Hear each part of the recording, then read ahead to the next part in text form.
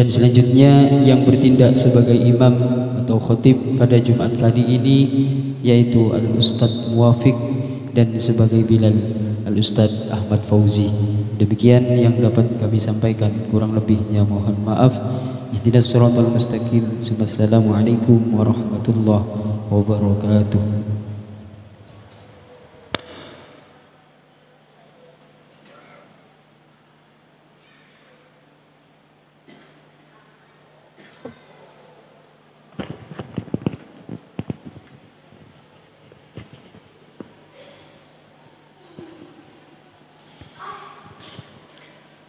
معاشر المسلمين وزمرة المؤمنين رحمكم الله.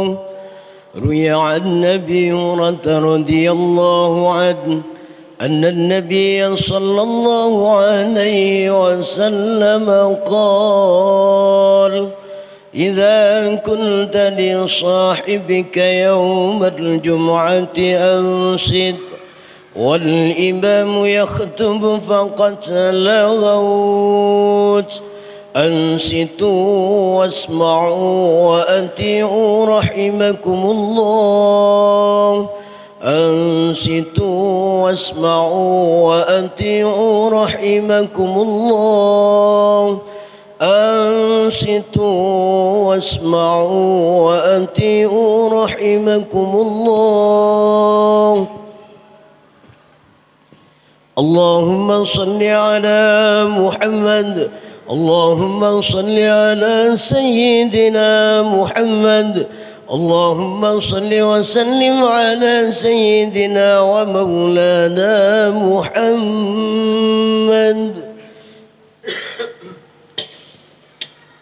السلام عليكم ورحمة الله وبركاته. الله أكبر الله أكبر الله أكبر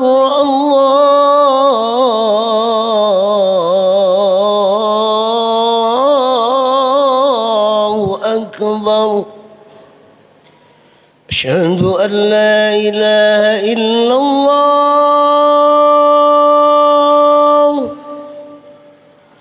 أشهد أن لا إله إلا الله.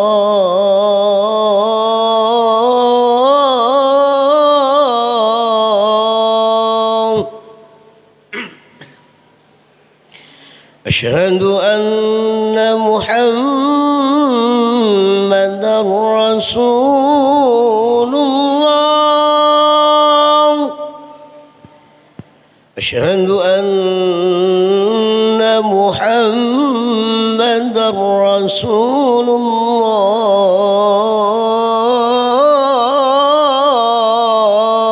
الله. هيا على الصلاة.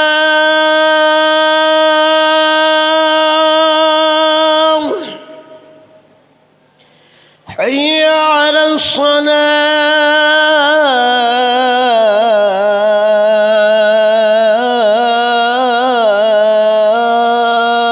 الصلاة. حي على الفلاح.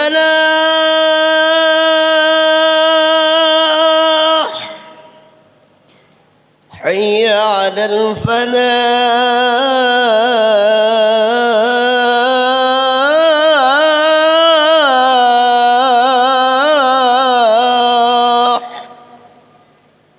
الله أكبر الله أكبر. لا إله إلا الله.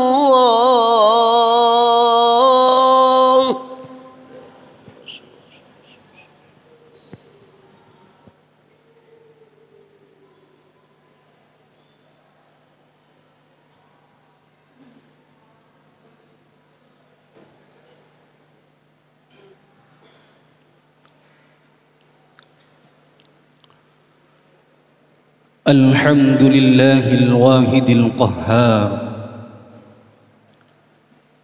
العزيز الغفار مكور الليل والنهار تذكرة لأولي القلوب والأبصار وتبصرة لذوي الألباب والاعتبار والصلاة والسلام على سيدنا المختار محمد الهادي إلى صراط مستقيم والداعي إلى دين قويم وعلى آله وصحبه أجمعين. وقال الله تعالى في كتابه الكريم: أعوذ بالله من الشيطان الرجيم، يا أيها الذين آمنوا اتقوا الله حق تقاته ولا تموتن إلا وأنتم مسلمون. أما بعد، فيا أيها المسلمون رحمكم الله، أوصيكم ونفسي بتقوى الله. اتقوا الله اتقوا الله اتقوا الله فقد فاز المتقون. Hadirin jamaah salat Jumat Masjid Al-Falah yang dirahmati Allah, pada kesempatan yang berbahagia ini, melalui tempat suci ini, kami selaku khatib hanya ingin tawasau bil haq wa tawasau bis shawab, mengingatkan satu sama lain untuk terus istiqamah, untuk terus konsisten, untuk terus berusaha semaksimal dan semampu mungkin dalam hal menjaga nilai-nilai keimanan dan ketakwaan kita kepada Allah Subhanahu wa ta'ala. Karena hanya dengan berbekal iman dan takwa inilah kita nantinya bisa merasakan yang namanya sa'idun fid dunya wa sa'idun fil akhirah. Bahagia hidup di dunia, bahagia hidup di akhirat Allah Subhanahu wa ta'ala. Kita berharap dan berdoa kepada Allah Subhanahu wa ta'ala, mudah-mudahan langkah kita dari rumah masing-masing menuju rumah Allah Al-Falah yang kita cintai ini dicatat sebagai bukti bahwa kita masih tergolong orang-orang yang beriman, bahwa kita masih tergolong orang-orang yang bertakwa kepada Allah Subhanahu wa ta'ala, sehingga nantinya kita benar-benar menyandang predikat fid dunya hasanah wa fil akhirah hasanah. Bahagia hidup di dunia, bahagia hidup di surganya Allah. Amin amin ya rabbal alamin. Hadirin jamaah salat Jumat Masjid Al-Falah yang dimuliakan Allah, setiap individu manusia pasti mendambakan ketenangan dalam menjalani kehidupan sehari-harinya, pasti memiliki sebuah keinginan ketentraman hati dalam menjalankan aktivitas dalam hidup dan kehidupannya. Sehingga berbagai cara kita tempuh dan kita lakukan untuk menemukan ketenangan jiwa, untuk merasakan ketentraman dalam hati, sehingga dengan tentram dan tenangnya jiwa kita bisa merasakan khusyuk dalam beribadah, kita bisa merasakan tadarru' dan taladzud, merasa nikmat ketika kita beribadah dan beramal-amal soleh yang lain kepada Allah Subhanahu wa ta'ala. Namun tidak semuanya orang bisa memiliki jiwa yang tenang, tidak semuanya bisa merasakan ketentraman dalam hatinya ketika menjalani hidup dan kehidupan sehari-harinya. Meskipun berapapun jumlah materi yang dimiliki, begitu banyaknya uang yang ia punya, tapi ketentraman hati tidak bisa dibeli dengan materi. Tapi ketenangan jiwa yang menopang akan kekhusyuan, tadarru', taladzud ketika kita beribadah kepada Allah tidak bisa digapai, tidak bisa diraih, dan tidak bisa dibeli dengan banyaknya uang dan materi. Lantas bagaimanakah agar supaya kita bisa memiliki jiwa yang tenang, hati yang tentram dalam menjalani hidup dan kehidupan, sehingga kita khusyuk dalam beribadah? Imamuna Al-Ghazali radhiyallahu an dalam salah satu kitabnya yang bernama Minhajul Abidin, beliau memberikan resep kepada kita agar kita memiliki jiwa yang tenang, hati yang tentram, sehingga kita khusyuk dalam beribadah, merasa nikmat beribadah kepada Allah Subhanahu wa ta'ala. Pertama, kata Al-Ghazali, agar supaya kita memiliki jiwa yang tenang, hati yang tentram, sehingga kita khusyuk, tadarru', taladzud dalam beribadah adalah tawakal dalam urusan rezeki kepada Allah Subhanahu wa ta'ala. Percaya sepenuhnya kepada Allah dalam urusan rezeki. Artinya kita percaya sepenuhnya kepada Allah bahwa kita, rezeki kita sudah menjadi tanggungan Allah Subhanahu wa ta'ala. Allah tegaskan dalam surat Hud, wa ma min dabbatin fil ardi illa 'ala Allahi rizquha, bahwa tidak ada satu hewan pun yang melata di atas bumi Allah termasuk kita sebagai hambanya kecuali rezekinya sudah menjadi tanggungan Allah Subhanahu wa ta'ala. Percaya sepenuhnya, tawakal sebenar-benarnya tawakal kepada Allah dalam urusan rezeki. Ma'asyiral muslimin, jemaah salat Jumat Masjid Al-Falah yang dimuliakan Allah, Allah menyuruh tawakal kepada kita dalam urusan rezeki, iya. Tapi jangan lupa bahwa Allah juga menyuruh kita ikhtiar terlebih dahulu sebelum tawakal kita laksanakan kepada Allah dalam urusan rezeki. Di sisi yang lain Allah menyuruh kita tawakal, di sisi yang lain juga Allah menyuruh kita untuk ikhtiar, untuk berusaha terlebih dahulu, baru kemudian kita bertawakal kepada Allah dalam urusan rezeki. Adalah hal yang mustahil para hadirin. Sepiring nasi atau nasi di atas piring akan bisa memberikan efek kenyang kepada kita kalau hanya kita memandangnya begitu saja, tanpa ada proses menyuapkan nasi dari piring ke dalam mulut. Sangat mustahil nasi itu akan memberikan kenyang kepada kita. Proses menyuapkan nasi dari piring ke dalam mulut, inilah yang kita kenal dengan namanya ikhtiar. Inilah yang kita kenal dengan sebutan usaha. Usaha terlebih dahulu, ikhtiar terlebih dahulu, baru kemudian kita tawakal kepada Allah, akan nikmat hidup, akan tentram hati, dan sehingga kita bisa beribadah dengan khusyuk, dengan tadarru' dan taladdud, nikmat merasakan ibadah kepada Allah Subhanahu wa ta'ala. Ma'asyiral muslimin, jamaah salat Jumat Masjid Al-Falah yang dimuliakan Allah, cara yang kedua kata Al-Ghazali agar supaya kita bisa memiliki jiwa yang tenang, hati yang tentram sehingga kita khusyuk dalam beribadah adalah ridha dengan takdir, ketetapan, ketentuan, keputusan dari Allah Subhanahu wa ta'ala. Menerimanya dengan senang hati, menerimanya dengan lapang dada apapun yang terjadi dalam hidup dan kehidupan kita. Tidak boleh mengeluh, tidak boleh mencela, tidak boleh mencaci, apalagi na'udzubillah bahkan sampai kita berburuk sangka kepada Allah Subhanahu wa ta'ala. Ridha dengan takdir, rela dengan menerima, lapang dada, senang hati akan keputusan yang terjadi dalam hidup ini, itu adalah semata-mata dari Allah Subhanahu wa ta'ala.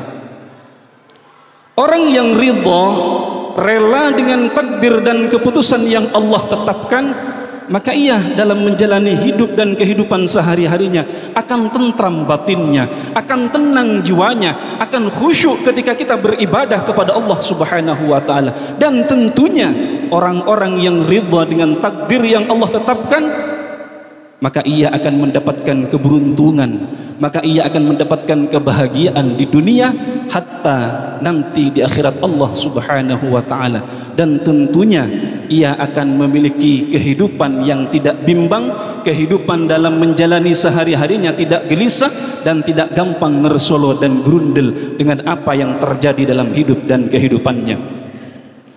Allah Subhanahu wa ta'ala menegaskan dalam surah At-Taubah, memberikan jaminan kepada orang-orang yang ridha terhadap apa yang Allah berikan kepada mereka.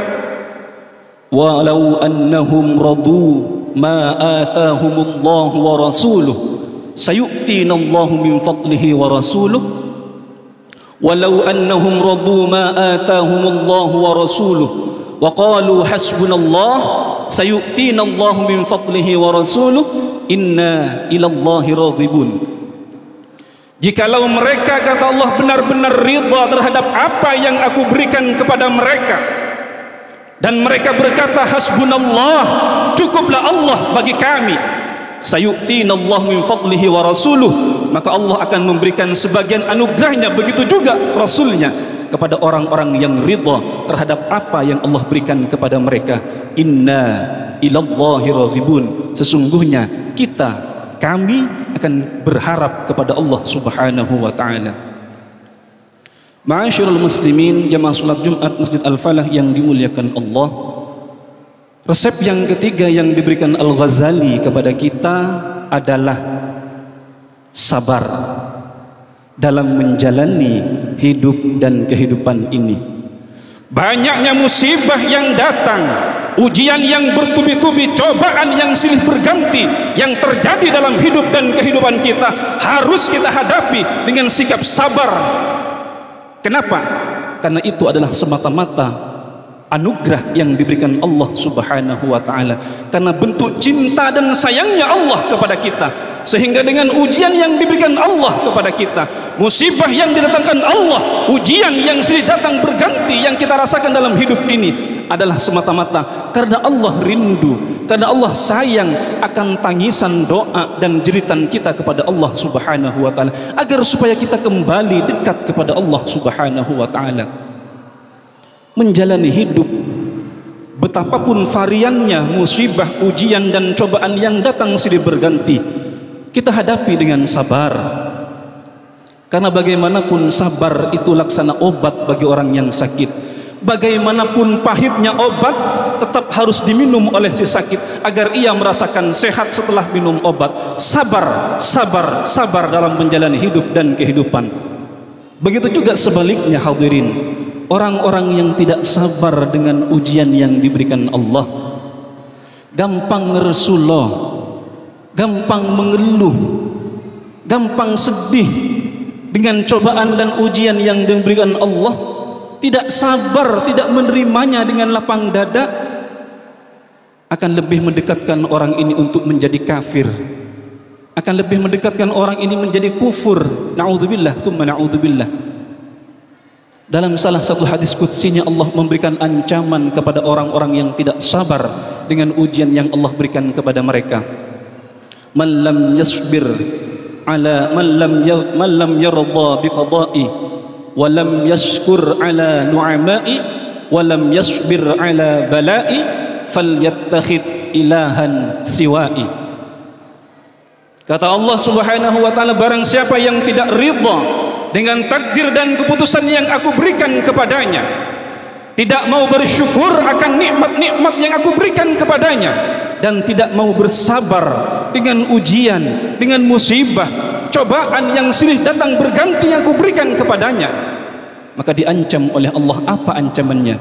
Falyattakhid ilahan siwa'i, cari Tuhan selain aku, kata Allah subhanahu wa ta'ala. Na'udzubillah, thumma na'udzubillah.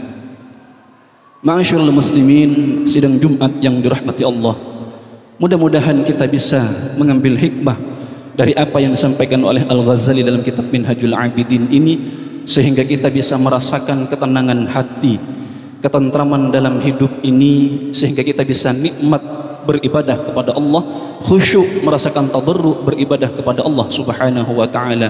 Aqulu qawli hadha fastaghfiruh innahu huwal ghafurur rahim.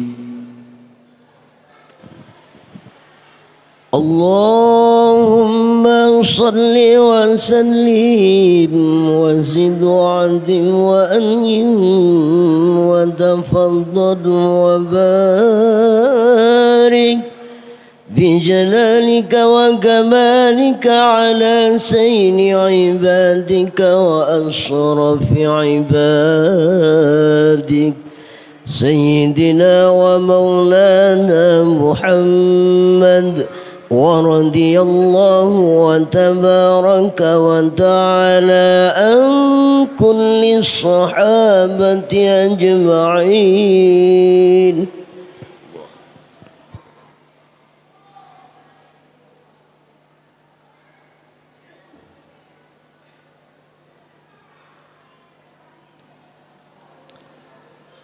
Alhamdulillahi hamdan kama amara wa asyhadu an la ilaha illallah wahdahu la syarika lah irghaman liman jahada bihi wa kafar وأشهد أن سيدنا محمدا عبده ورسوله سيد الإنس والبشر. اللهم صل وسلم على سيدنا محمد وعلى آله وصحبه ما اتصلت عين بنظر وأذن بخبر. أما بعد فيا أيها الناس اتقوا الله تعالى وذروا الفواحش ما ظهر وما بطن وحافظوا على الطاعة وحضور الجمعة والجماعة واعلموا أن الله أمركم بأمر بدأ فيه بنفسه وثنى بملائكة قدسه فقال تعالى ولم يزل قائلا عليما إن الله وملائكته يصلون على النبي يا أيها الذين آمنوا صلوا عليه وسلموا تسليما. اللهم صل وسلم على سيدنا محمد وعلى آل سيدنا محمد كما صليت على سيدنا إبراهيم وعلى آل سيدنا إبراهيم وبارك على سيدنا محمد وعلى آل سيدنا محمد كما باركت على سيدنا إبراهيم وعلى آل سيدنا إبراهيم في العالمين إنك حميد مجيد. اللهم اغفر للمسلمين والمسلمات والمؤمنين والمؤمنات الأحياء منهم والأموات برحمتك يا واهب العطيات. اللهم ادفع عنا الغلاء والوباء والربا والزنا والسلاسل والمحن وسوء الفتن ما ظهر منها وما بطن عن بلدنا إندونيسيا خاصة وعن سائر بلدان المسلمين عامة يا رب العالمين. ربنا آتنا في الدنيا حسنة وفي الآخرة حسنة وقنا عذاب النار. عباد الله إن الله يأمر بالعدل والإحسان وإيتاء ذي القربى وينهى عن الفحشاء والمنكر والبغي يعظكم لعلكم تذكرون فاذكروا الله العظيم يذكركم واشكروه على نعمه يزدكم واسألوه من فضله يؤتكم ولذكر الله عز وجل وأكبر.